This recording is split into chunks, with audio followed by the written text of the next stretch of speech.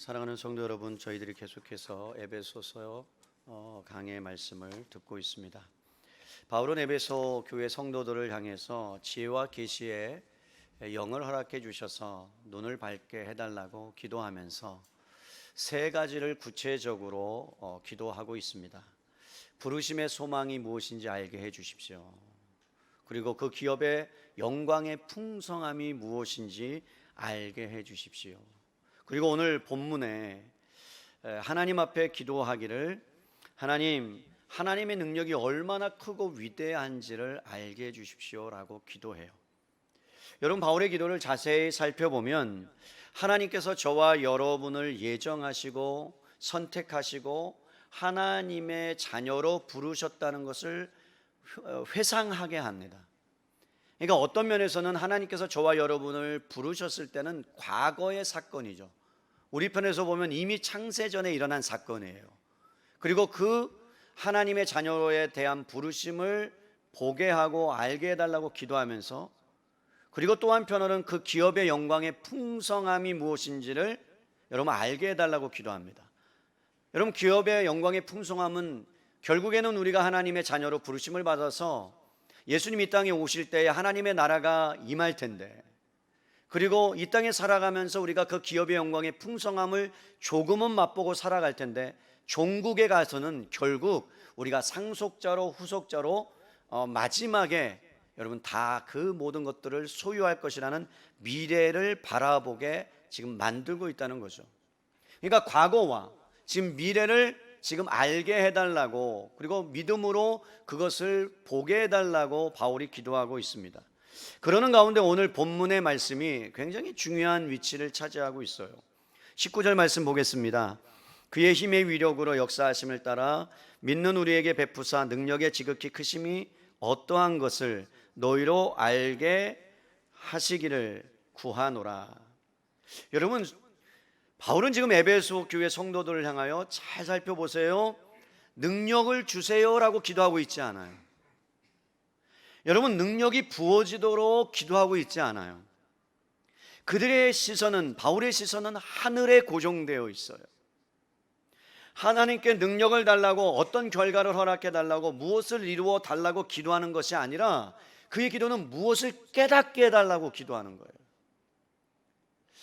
여러분 생각해 보세요. 우리가 인생을 살아가면서, 예수님을 믿고 살아가면서 우리에게 기도가 얼마나 많이 필요합니까? 또 하나님께 구하는 것이 얼마나 많이 있습니까? 근데 대부분의 기도는 뭐예요? 나 이거 해결해 주십시오. 하나님 이것 좀 해결해 주셔서 정말 하나님의 역사하심을 내가 경험하게 도와주십시오가 대부분의 기도예요. 이 위기만 벗어난다면 하나님의 살아계심을 내가 믿겠습니다. 이 어려움을 벗어나게만 해주면 하나님이 나와 함께 하심을 내가 믿겠습니다 라는 것이 어쩌면 우리 연약한 인생들, 우리 기독교인들의 기도라고 다 할 수 있습니다.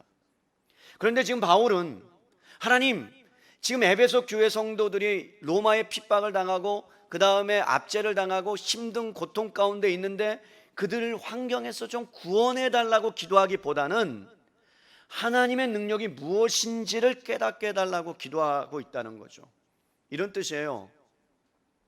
여러분 보십시오. 여러분이 얼마나 하나님의 큰 영광을 받은 자인 줄 아십니까? 여러분, 그 능력의 위대하심을 여러분들은 알고 계십니까? 하나님의 지극히 크심의 능력이 날마다 위로부터 부어지고 있다는 사실을 여러분들은 알고 계십니까? 이러한 질문이에요. 오늘의 기도의 에베소 교회를 향한 기도는요. 여러분, 왜 이렇게 기도할까요? 우리의 기도의 내용과 무엇이 이렇게 다를까요?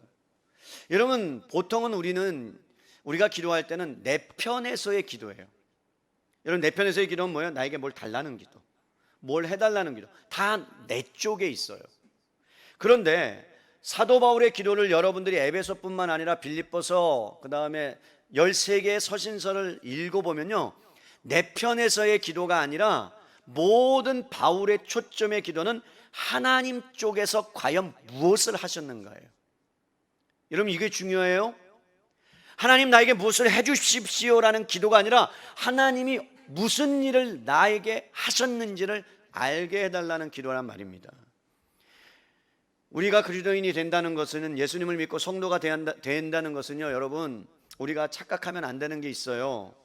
예수님을 믿었다고 여러분의 환경이, 여러분의 여건이, 여러분이 처해 있는 상황이 여러분 갑작스럽게 변하지 않더라고요. 질병이 어느 순간에 찾아왔을 때 예수님을 믿었다고 그 질병이 금방 여러분 치료받는 게 아닙니다. 수원로에 계시는 목사님들이 지금 많은 분들이 아프세요. 어떤 목사님은 위암 4기 말기로 인해서 여러분 위와 그 다음에 소장과 모든 장기를, 웬만한 장기를 다 떼어내셨어요. 굉장히 항암투병을 힘겹게 하고 계십니다. 어떤 목사님은 뇌종양 판정을 받아서 엊그저께 수술을 하셨습니다.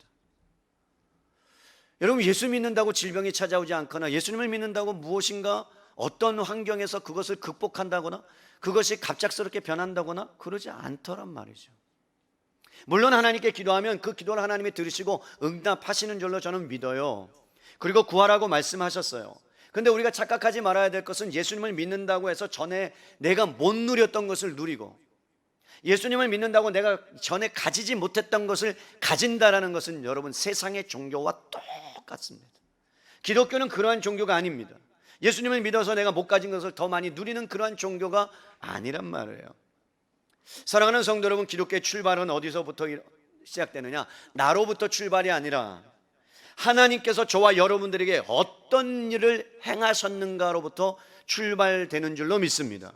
이것을 알아야 되는 거예요. 사도 바울이 지금 기도하고 있는 것은 어떤 상황을 벗어나게 해달라는 것이 아니라 상황 가운데서도 역사하시는 하나님이 어떤 분인가를 알게 해달라고 기도하고 있다니까요. 다른 말로 표현하면, 바울은 우리가 능력을 가지게 해달라고 기도한 것이 아니라 저와 여러분 안에 이미 역사하고 있는 하나님의 능력을 알도록 기도하고 있다는 겁니다. 여러분, 우리 안에 이미 있다라는 거예요. 우리에게 어떤 능력을 주시는가가 아니라 하나님께서 이미 저와 여러분들에게 능력을 베풀어 주신 줄로 믿습니다. 이미 주셨다는 것을 전제로 기도합니다. 여러분, 이런 거예요. 제가 분명히 제 아들한테 뭘 줬어요. 근데 얘가 계속 안 줬다고 우기는 거예요. 내가 몇 날 며칠 날로 줬어. 분명히 그거 사도록 아빠가 몇만 원 줬어. 기억을 떠올려봐. 근데 안 받았다고 계속해서 발뺌하면 여러분 누가 열받는 거예요? 아버지가. 여러분, 능력을 여러분들에게 다 줬다 그러는데 우리는 계속 능력 달라고 그러면 여러분 누가 열받는 거예요? 하나님이. 하나님은 열받지는 않으시고 화는 나실 것 같아요. 여러분, 하나님이 계속 우리에게 능력을 줬다는 거예요. 이미 우리 안에 소유하고 있다는 거예요. 근데 우리는 뭐라고 기도해요? 능력 주세요. 이길 수 있는 능력 주세요. 이렇게 말씀해요. 능력 줬다. 아니에요. 안 받은 것 같아요. 나는 없는 것 같아요. 왜 저 집사님은 주시고 나는 안 주시는 거예요? 아니, 이미 다 줬다니까 라고 하나님이 오늘 말씀하는 겁니다. 여러분, 믿는 자들이 놓치지 말아야 될 것은 하나님이 어떤 일을 우리 안에 행하시고 역사하셨는지, 더욱더 하나님의 그 지극히 크시고 놀라운 하나님의 능력을 알게 해달라고 기도할 수 있는 저와 여러분 되시기를 주님의 이름으로 축원합니다. 우리가 하나님의 자녀로 이 땅을 살아가면서 하나님께서는 우리에게 능력과 힘을 여러분 주셨어요. 분명히 우리에게 또 능력과 힘이 필요합니다. 그래서 우리가 주님 앞에 기도하는 거예요. 하나님의 능력이 필요하니까. 그런데 그 전제의 출발은 뭐냐면 이미 와 있다라는 것으로 출발합니다. 여러분, 왜 이것이 중요할까요? 우리는 계속해서 살아가면서 하나님의 능력을 경험했음에도 불구하고요, 잊어버리는 존재입니다. 여러분, 우리 속에서 계속해서 하나님이 일하시고 있는 것을 우리는 눈으로 봐야 되고, 그리고 뭔가 현상으로 나타나야 되고, 그리고 나에게 결과로 주어져야만 우리는 하나님의 역사가 나에게 일어난다라고 그렇게 생각하면서 살아가는 존재들이란 말이에요. 그렇죠? 기도가 응답이 일어나야 되고 내 환경이 바뀌어져야, 그래야 하나님이 살아계시는구나, 하나님의 능력이 임하는구나라고 우리는 그렇게 생각하면서 살아가요. 그런데 여러분, 오늘 본문의 말씀은 그렇지 않다는 거예요. 하나님의 능력은 눈으로 볼 수 없다는 거예요. 때로는 보이지 않는다는 거예요. 나타나지 않을 수도 있다는 거예요. 그런데 하나님의 능력은 분명히 일하고 있다는 거예요. 그게 지금 바울의 기도입니다. 하나님의 능력이 무엇인지를 모를 때 우리는 이 땅에서 늘 두려움과 여러분 걱정에 사로잡혀서 살아갑니다. 우리 안에서 역사하고 일하시는 하나님의 능력을 알 때 우리는 흔들리지 아니할 구원의 확신을 갖고 살아갈 수 있습니다. 잘 생각해 볼까요? 처음에 우리가 하나님을 믿을 때 어떤 일이 일어났어요, 여러분? 하나님께서 큰 능력을 베풀어 주셔서 저와 여러분을 변화시켰어요. 그리고 거듭나게 하시고 새 사람으로 만들어 주셨습니다. 이것이 믿는 사람들에게 하나님께서 베푸신 능력입니다. 그래서 로마서 1장 16절에 이렇게 말씀해요. 내가 복음을 부끄러워하지 아니하노니 이 복음은 모든 믿는 자에게 구원을 주시는 하나님의 능력이라. 여러분, 하나님의 능력이 뭐라고요? 구원을 베풀어 주신 것이다. 그러면 여러분, 하나님께서 구원을 베풀어 주셨을 때는 우리 편에서, 저와 여러분 편에서 한 것이 없다는 걸로 출발한다니까요. 내가 노력을 해서, 내가 돌을 닦아서, 내가 헌신을 해서, 내가 무엇인가 드려서 하나님의 구원이 이루어진 게 아니라 하나님께서 일방적으로 저와 여러분을 택하셔 놓고 여러분들에게 구원을 베풀어 주셔서 하나님의 자녀가 된 것, 이것이 하나님의 지극히 크심의 능력인 줄로 믿습니다. 그래서 우리는 하나님의 능력에 대해서 알아야 되는 거예요. 그 위대한 능력이 얼마나 크신지를 알아야 되는 것입니다. 여러분, 그렇다 그러면 사도 바울이 말하는 하나님의 지극히 크심의 능력이 좀 더 구체적으로 무엇인가 좀 살펴봐야 되겠어요. 19절 다시 봅니다. 그 힘의 위력으로 역사하심을 따라. 자, 세 가지 하나님의 능력을 표현하는데 세 가지 단어를 써요. 힘과 위력과 역사하심. 여러분, 이것을 칼빈이 이렇게 비유했어요. 힘은 뿌리다. 뿌리. 나무의 뿌리와 같다. 그래서 내재적인 위대함을 훨씬 능가하는 커다란 능력을 여러분 힘이라고 표현한다. 위력은 뿌리로부터 공급을 받은 나무 기둥과 같다. 그래서 여러분, 행위 속에서 나타나는 능력을 말한다. 자, 뿌리는 내재적인 거예요. 그래서 뿌리가 땅 속에 있듯이 내재적인 거고, 그것이 드러나는 것이 기둥이고, 역사하심은 어떠한 일을 성취하기 위한 초월적인 능력, 열매와 같다. 사과나무에 사과가 열리듯이. 그러니까 한마디로 말하면 이런 뜻이에요.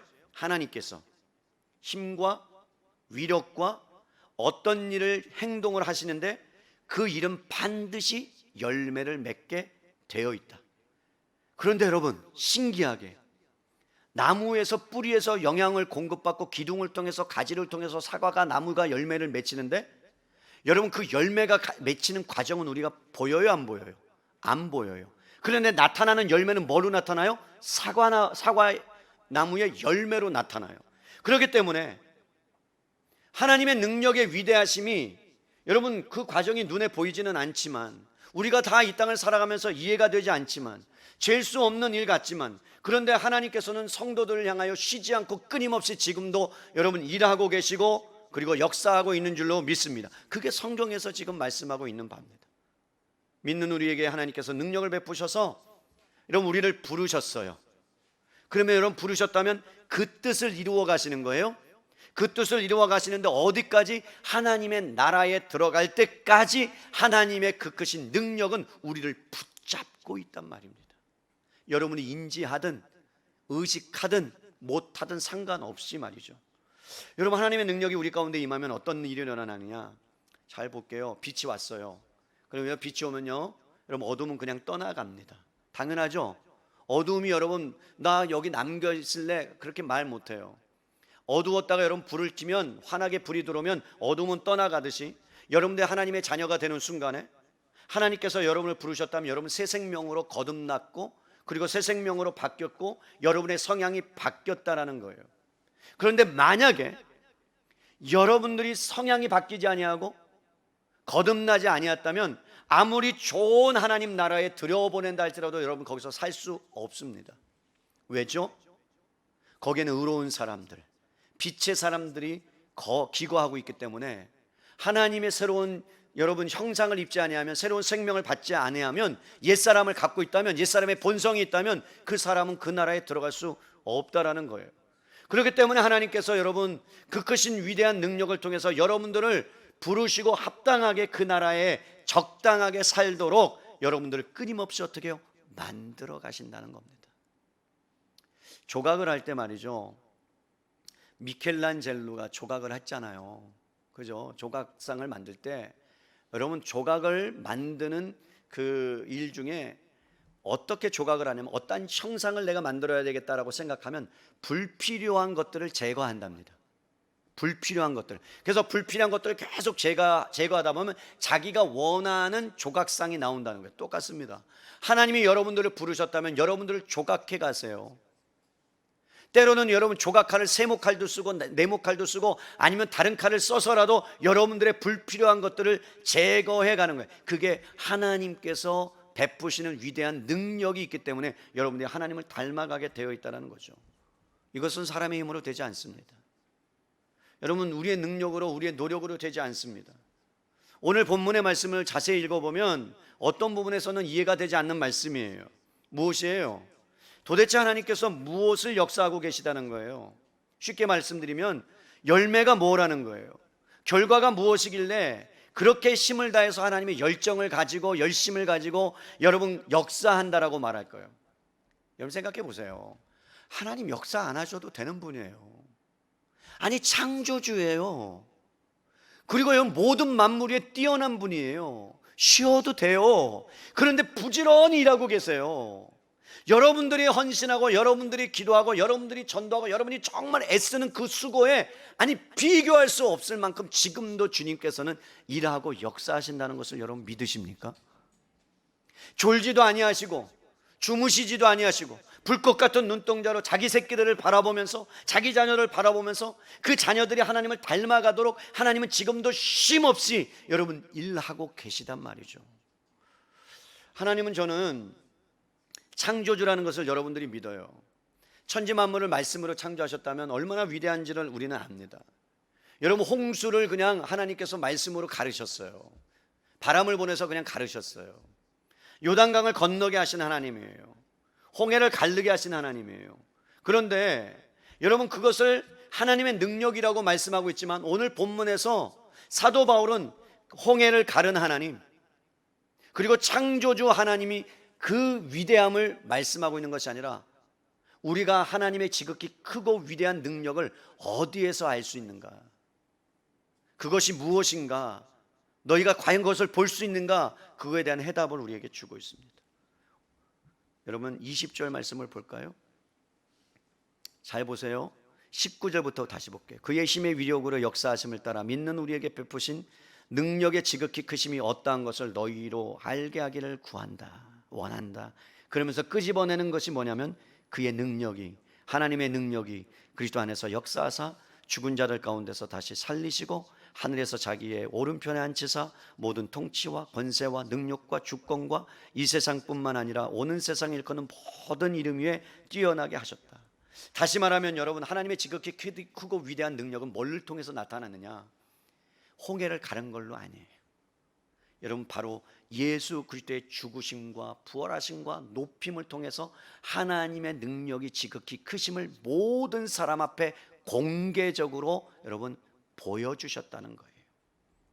그러니까 예수 그리스도의 죽으심과 부활하심이 하나님의 지극히 크신 능력이심을 여러분 믿을 수 있기를 바랍니다. 왜냐하면 하나님의 지극히 크신 능력이 그리스도 안에 역사했기 때문에 그래요. 여러분 생각해 보세요. 많은 정사와 권세는 지금 예수님을 십자가에 못 박으라고 합니다. 그러니까 여러분 예수님이 십자가에 못 박히십니다. 그리고 무덤에 장사되었습니다. 그리고 큰 돌을 가져다가 그 무덤 입구에 막아놨어요. 군병들이 지키는 거예요. 그런데 어떤 일이 일어났어요?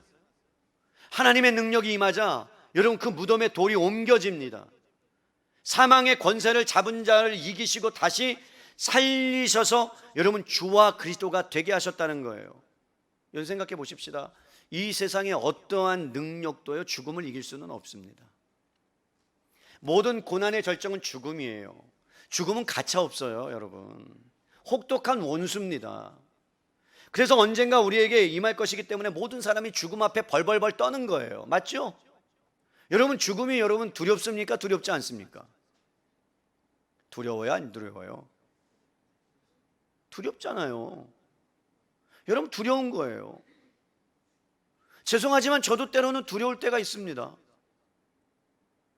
저는 공황장애가 뭔지는 잘 몰랐다가요 제가 공황장애가 뭔지를 깨달은 때가 있어요. 갑자기 누워있는데 제가 이제 역류성 식도염이 있어갖고 이 목젖이 늘 눌려요. 이물감이 있어요. 뭘 먹으면 목에서 딱 걸려요. 침을 삼켜도. 지금도 있어요. 근데 딱 누워 있는데 목에 뭐가 딱 누르고 있는 거예요. 근데 숨을 못 쉴 것 같아요, 제가.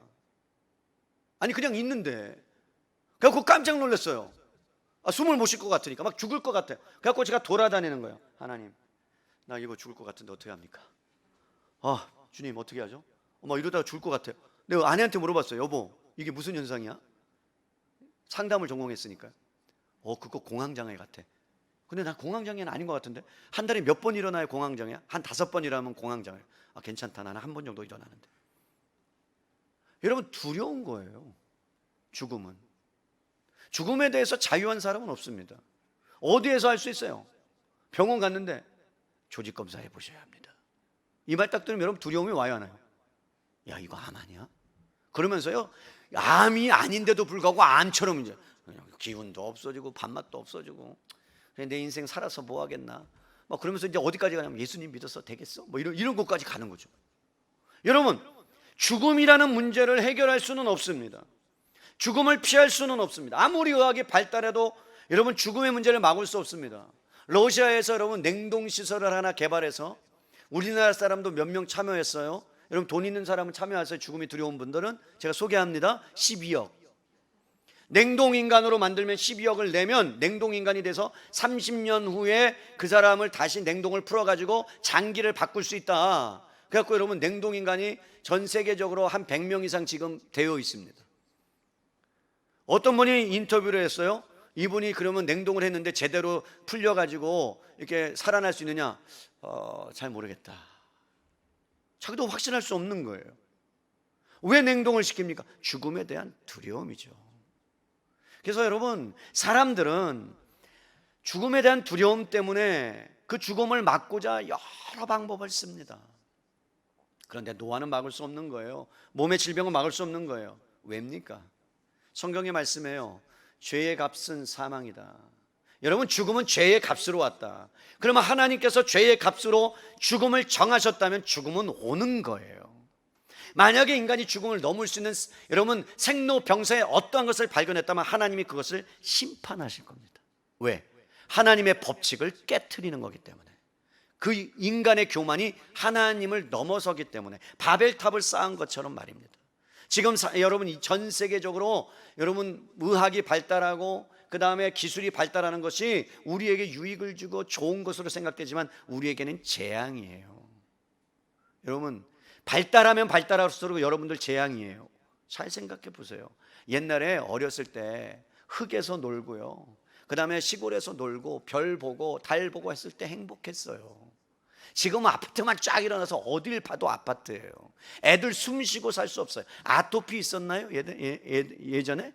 없었어요. 그냥 흙 먹고 자랐어요. 근데 요즘은 다 아토피에 가려움에 여러분 인간이 만들어낸 죄악의 산물이에요. 그렇다고 우리가 살아가는데 여러분 필요한 것이지만 그것들을 어떻게 잘 활용하는가 굉장히 중요하죠. 다시 돌아옵니다. 여러분, 죽음은 우리가 막을 수 없어요. 그런데 어떤 능력이 임했느냐? 예수님이 죽으셨대요. 무덤에 들어가셨대요. 그런데 하나님의 그 크신 능력이 죽은 사람에게 생명을 다시 되돌려 놓는 것, 이것이 불가능한 일인데 하나님께서 하셨다라는 거예요. 죽은 자 가운데서 그를 살리셨어요. 모든 인간이 피할 수 없는 그 죽음으로부터 영광스럽고 자유로운 완전한 생명으로 살리신 것, 이것이 하나님의 지극히 크신 위대한 능력인 줄로 믿습니다. 여러분, 하나님의 지극히 크신 능력으로 말미암아 예수님을 죽은 자 가운데서 부활시켰는데 그 하나님의 능력을 누구든지 보게 하셨다니까요. 여러분, 사도행전 2장으로 가보세요. 사도행전 2장으로 가보면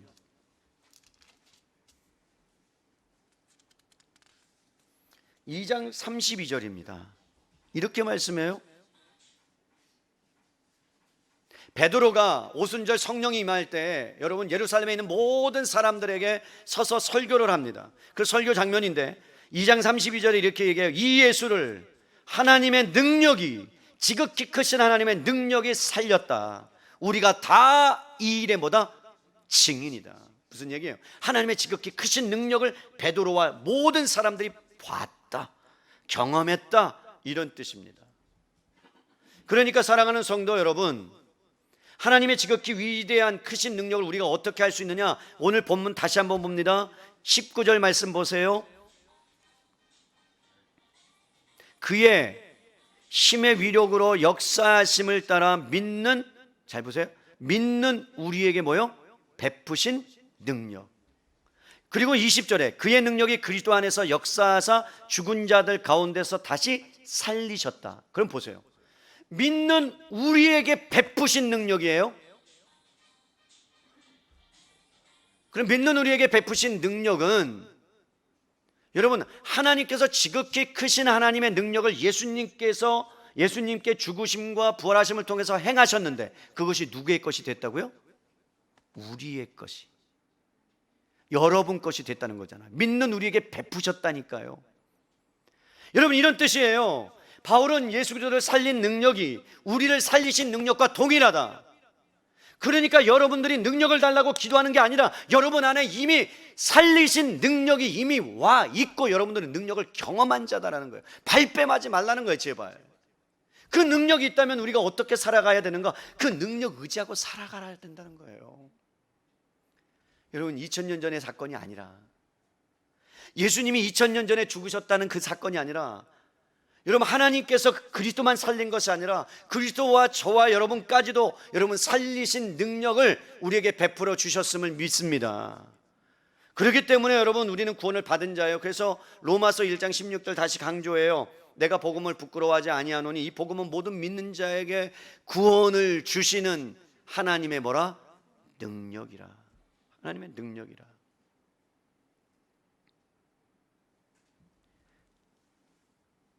여러분, 하나님의 능력이라는 것은 하나님만 하실 수 있다는 거예요.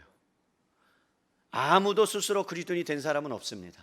여러분들이 이 자리에 나와서 예배 드리는 것, 내 발로 나와서 예배 드리는 것처럼 보입니다. 그러나 하나님의 은혜가 아니고 하나님의 능력이 아니면 여러분들은 예배 드릴 수 있는 힘조차, 은혜조차, 능력조차 없습니다. 왜 주일날 가기 싫어도 여러분들이 갈까 말까 고민하다가 다시 힘을 얻고 납니까? 하나님의 그 크신 위대한 능력이 여러분을 붙잡고 여러분 어디로? 교회로 갖다 놓으시기 때문에 그래요. 제가 아는 어떤 집사님 말씀드려서 20년 동안 교회에 오고 싶어도 아내를 교회에다가만 데려다주고 빙빙 돌다가 예배 끝나면 집으로 모셔가는 그 남편, 아직도 구원 못 받았어요. 제가 10년 전의 일이니까 지금 벌써 37년째 그러고 계신데요. 그는 하나님의 위대한 능력을 경험하지 못한 자입니다. 여러분, 그 능력이 어떤 일을 일으키느냐? 로마서 4장 24절로 가보세요. 그 능력이 얼마나 위대한가? 로마서 4장 25절이에요. 볼까요?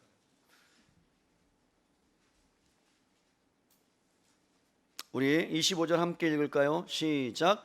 예수는 우리가 범죄한 것 때문에 내줌이 되고 또한 우리를 의롭다 하심을 위하여 살아나셨느니라. 여러분, 이 능력이 얼마나 위대하냐면 예수님을 여러분 내주고 십자가에 죽으신 것은 우리의 죄 때문이다.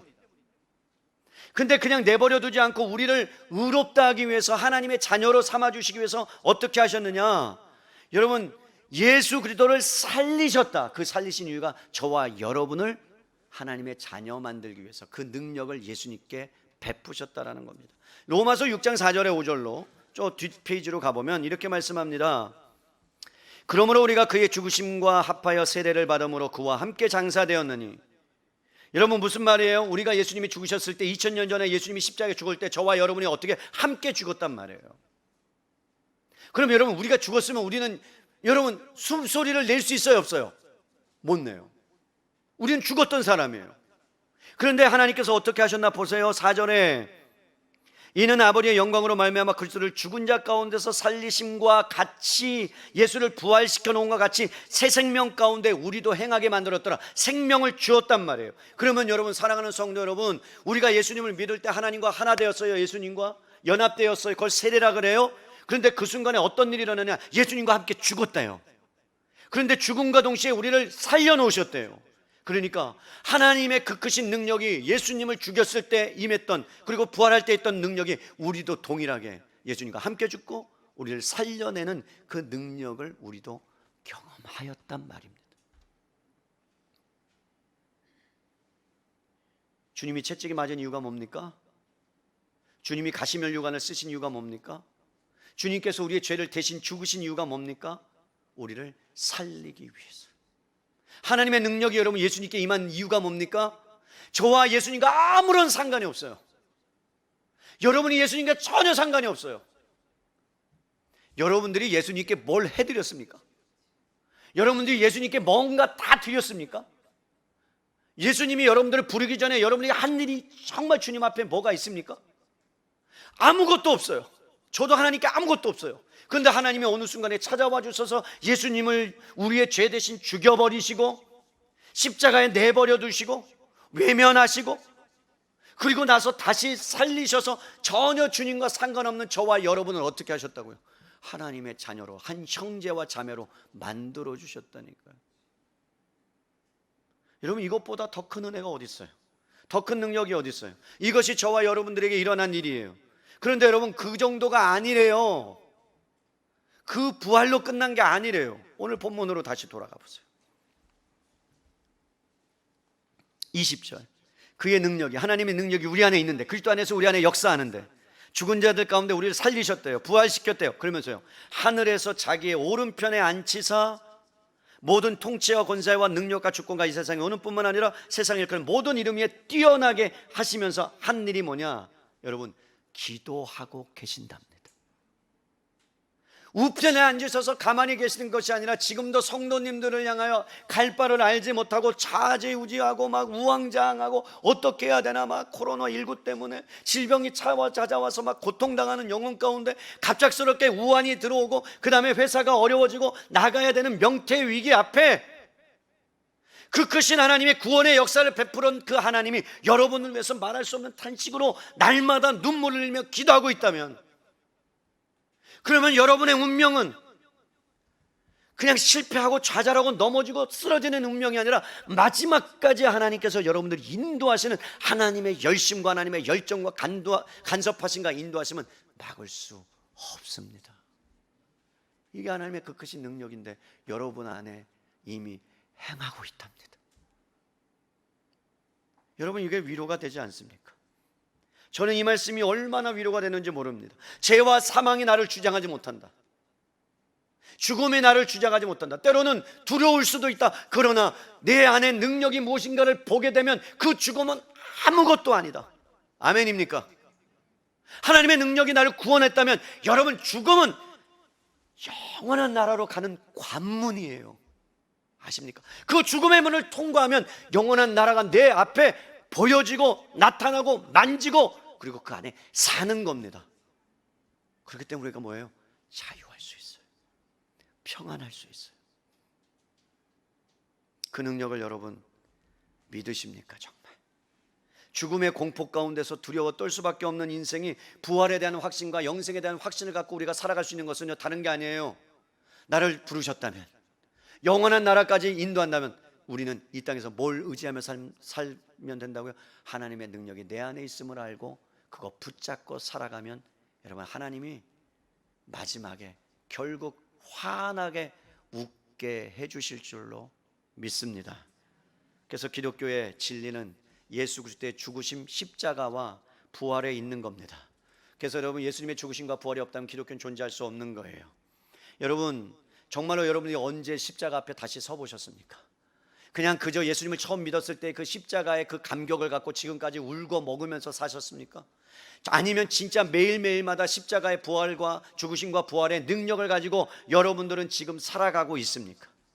예수님이 죽어야 할 만큼 죄와 죽음의 권세가 얼마나 큰지를 강력하게 역사하고 있는지는 여러분 지식으로 아는 사람이 아니라 여러분의 가슴에 새기고 날마다 그 발 앞에 엎드려서 십자가를 붙들고 살아가는 사람에게는 하나님께서 그 인생을 책임지시고 붙잡아 주시고 영원까지 인도해 주시는 그러한 은혜를 베풀어 주실 줄로 믿습니다.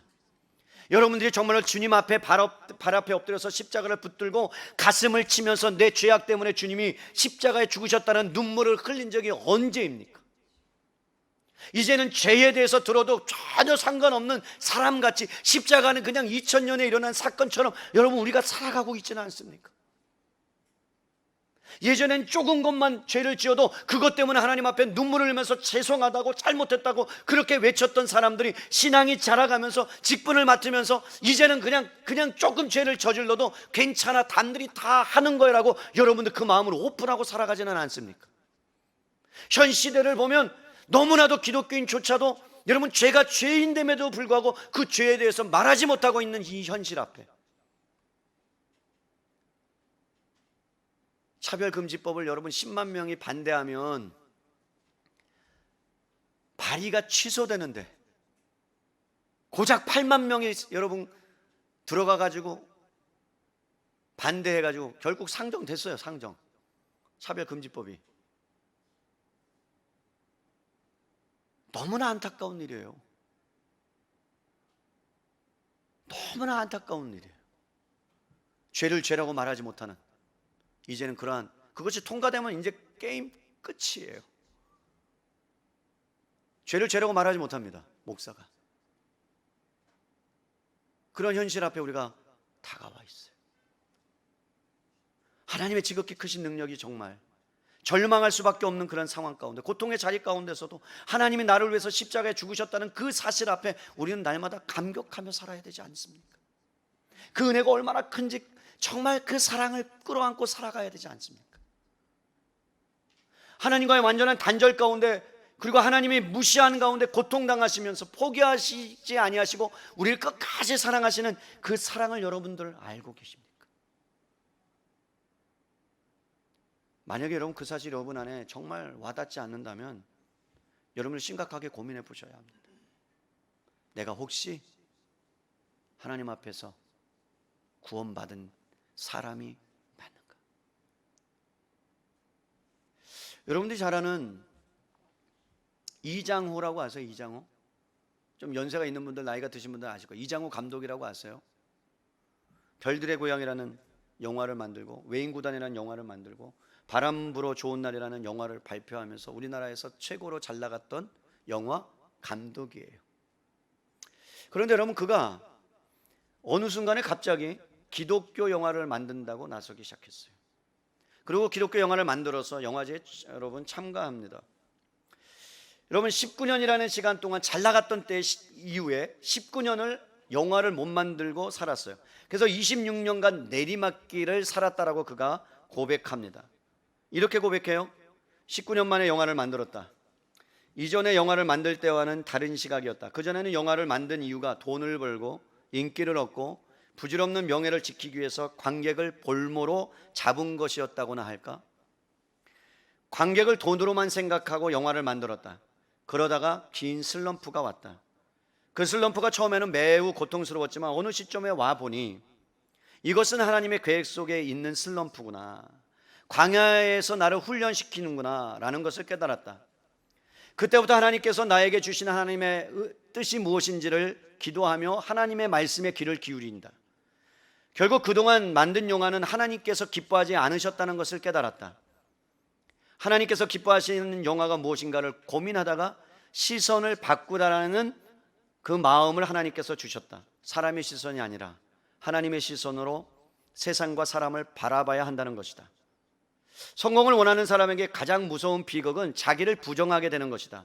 나는 뭘 해도 잘 안 돼. 그러한 생각이 자리를 잡기 시작했고, 별들의 고향으로 성공한 이후에 한 번도 가슴 아픈 일이 없었고, 대마초 사건도 성공의 기회가 됐는데 계속 내리막길로 가니 내 스스로도 괴롭다. 그런데 자식들 앞에 그런 모습을 보이는 것이 더 괴로웠다. 주변 사람들에게 그렇게 비치는 것이 더 괴로웠다. 여러분, 왜 연예인들이 더 많은 자살을 하냐면 인기를 누리다가 그 인기가 천년 만년 다 더 있을 거라고 착각하며 살아가기 시작하는 거예요.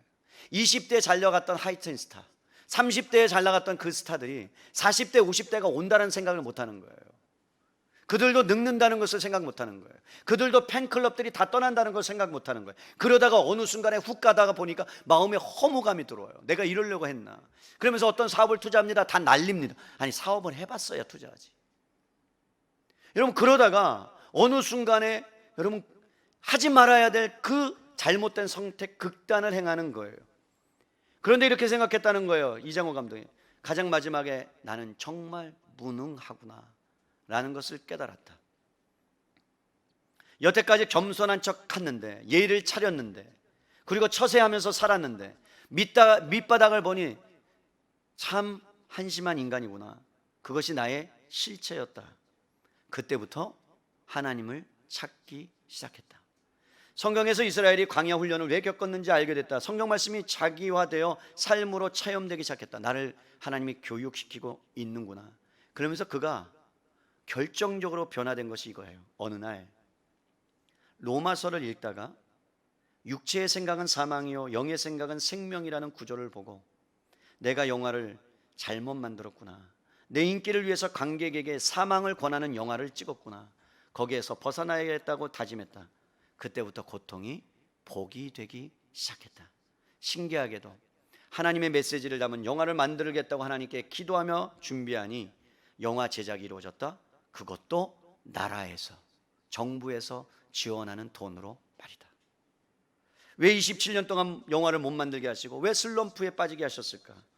19년간 하나님께서 영화를 못 만들게 하셨다는 것은 결국 내가 하나님의 시선이 아니라 나의 인기를 위해서, 명예를 위해서 그렇게 살았기 때문이다. 그래서 마지막으로 이렇게 고백해요. 내 자아나 본능이 하나님을 앞서지 않게 해달라고 기도한다. 영화가 우상이 되면 안 된다. 하나님께서 앞서 행하시기를, 지극히 하나님의 크신 능력이 무엇인지 알고 하나님 앞에 내가 서 있음을 알고 하나님 뜻에 내 귀를 기울이려고 간구한다. 사랑하는 성도 여러분, 한 사람이 이렇게 변화될 수 있는 결정적인 이유는 지극히 크신 하나님의 능력이 그의 영혼을 붙잡았기 때문에 그래요. 어느 순간에 그의 심령 가운데 들어오니까 자기가 잘못했던 모든 일들이 파노라마처럼 여러분 지나가는 겁니다. 그러면서 하나하나 생각나는 겁니다. 내가 그것이 나의 유익을 위해서, 나의 인기를 위해서 살았구나. 근데 하나님의 능력이 임하고 보니까, 하나님의 구원의 역사를 경험하고 보니까, 그러니까 이제는 내가 그런 것들이 아니라 하나님의 나라를 위해서 살아야 되겠구나 라고 여러분 그가 경험합니다. 여러분, 하나님께서 도저히 믿을 수 없을 것 같았던 아브라함을 부르셨어요. 아브라함을 불렀는데 여러분 그 이방인 아브라함을 통해서 여러분 하나님의 사람으로 만들어가기 시작하는데 실패해요. 아브라함이 실수도 많이 합니다. 애굽 가지 말라 그러는데 애굽으로 쫄쫄쫄쫄 내려가요. 그리고 아내도 몇 번 속입니다. 그래서 왕이 여러분 그 아브라함의 아내를 데려가서 여러분 동침하려고 합니다. 속수무책입니다. 그랬던 아브라함에게 여러분 하나님께서 죽을 수밖에 없었던 아브라함에게, 자식을 낳을 수 없었던 그 아브라함에게 어떠한 능력을 베푸시냐면 여러분 로마서 4장 17절에 있는 것을 없는 것을 있는 것 같이 하시는 하나님이 죽은 자를 살리셨다라는 그 놀라운 말씀을 아브라함에 허락하시면서 여러분 이삭을 태어나게 만드셨습니다. 이것이 뭐라고요? 지극히 크신 하나님의 능력이에요. 아브라함을 변화시켰던 하나님의 능력, 구원을 받지 못한 그를 하나님의 구원의 반열의 믿음의 조상으로 만들어 가시는 하나님의 지극히 크신 위대한 능력. 남편이 변화되지 않는다고요? 아내가 변화되지 않는다고요? 이 왼수가 변화되지 않는다고요? 여러분, 우리가 할 수 있는 건 없어요. 변화 안 될 거예요. 제가 장담합니다. 여러분의 힘으로 안 될 거예요. 애써 보세요. 그럴수록 이상해요. 내가 더 섬기잖아요. 그러면요 왕처럼 더 날뛰어요. 이상해요. 예수님의 마음을 갖고 주님 대접하듯이 하면요 좀 더 변할 것 같은데 그렇게 안 하고요 왕으로 군림하려고 그래요. 더 열받는 거죠. 안 돼요. 하나님의 능력이 와야 됩니다. 하나님의 크신 능력이 그를 사로잡아야 합니다. 그래서 성령께서 그의 영혼을 변화시켜야 그 놀라운 은혜가 베풀어 주지 않으면 그 사람은 변화될 수 없습니다. 성경이 그것을 말씀하고 있습니다. 사랑하는 성도 여러분, 그렇다면 우리가 해야 될 것이 무엇입니까? 기도하는 것이에요. 지극히 크신 하나님의 능력을 여러분 알게 해달라고 기도하십시오. 그리고 여러분 안에 여러분의 영혼을 살리신 그 구원의 역사를, 여러분 죽었던 자를 살리시는 하나님이라면 여러분 안에 있는 문제 그거 그깟 못 해결하시겠습니까? 여러분에 있는 그 아둥바둥하는 문제 그거 하나님이 죽은 자를 살리시는 하나님이랑 그거 못 해결하시지 않아요. 우리가 모르는 것은 뭐냐면 하나님이 어떤 분인가를 모르기 때문에 조바심 내고, 하나님이 어떤 분인가를 모르시기 때문에 여러분 의심하고, 그리고 넘어지는 겁니다. 말씀을 정리해요. 죄와 사망의 절망 가운데 있는 우리에게 하나님이 찾아오셔서 우리를 자녀로 부르시고, 그리고 죄와 상관없는 자로 하나님이 영원한 소망을 가지게 만드셨다면 우리의 인생의 끝은, 그 운명은 정해진 겁니다. 그래서 그 정해진 운명을 따라서 우리는 사는 인생임을 믿을 수 있기를 바랍니다. 그래서 여러분 고린도전서 15장 55절로 58절에 사망아 죽음아 너의 이기는 것이 어디 있느냐, 넌 이길 수 없다. 사망아 너의 쏘는 것이 어디냐, 너가 나를 죽이려고 달려들어도 너는 나를 결코 이길 수 없다. 이 말을 하는 거예요. 죄의 권능은 율법이다. 우리 주 예수 그리스도로 말미암아 우리에게 이김을 주시는 하나님께 감사하노니, 사랑하는 성도 여러분, 우리는 이긴 싸움을 싸는 승리자인 줄로 믿습니다. 그 능력이 우리 안에 있어요. 우리가 할 수 있는 건 그 능력을 보게 해달라고 기도하시란 말이에요. 와 있단 말이에요. 달라고 기도하지 마세요. 있어요. 우리 안에 능력이 와 있어요. 살려 놓으셨잖아요. 옆에 분들 보세요. 죽었다가 살아난 분들이에요. 당신 죽었다 살아난 건 알아? 그거 알고 살면 우리는, 여러분 한 번 죽었는데 뭘, 우리는 두 번째 삶을 사는 거 아니에요. 얼마나 감사하며 살기도 바빠요. 이번 한 주간 감사가 여러분의 삶에 풍성하게 넘칠 수 있기를 주님의 이름으로 축원합니다.